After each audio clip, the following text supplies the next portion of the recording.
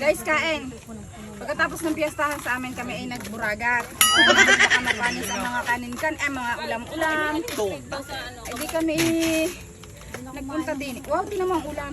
Kaysa rin yung mga ulam namin galing sa pistahan. Yan. Adobo.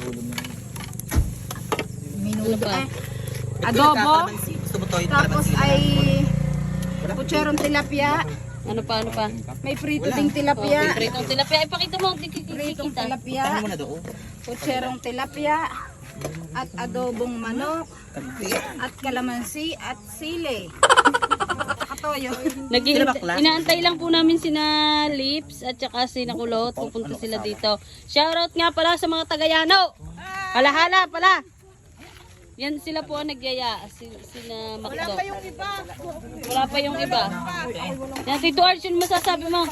Hello pa! Yun lang. Pagdadalawahan ng motor. Sino ba kasusundo? Ba't ka nagalit? Nasaan ang kanin ko? Misiran ba ka na? Uy, akin to. Kaya nga pala. Naghahanap ako ng pinggan. Ako hindi rin nakita ko.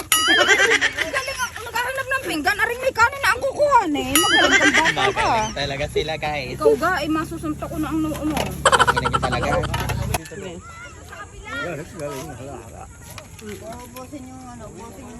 Naghahanap ako ng malaking laman ng tilapia. Ulo na lang natin sa puchero. Durog-durog na guys. Gano'n dinurog din niya. Ang galingan. Hinalo yata, hinalo. Hinalo na hinalo. Hindi durog. Saging lang naman ng iyo. Wala man lang kasi pa siya. Ubo. Ang sarap dito guys. Pagkatapos ng piyestahan, nandini kami sa dagat. Huwag mo muni-muni ka dyan. Hanggang ngayon, lutang ang isip ko, tuliro. Ako antok na antok. Ang kalalo ko'y nabitbit din sa lawa ng taal. Ako inaantok pa. Tulog ko pala ang toong tao mo doon. Tulog pa ang totoong tao ko, kaluluwa ko lang to.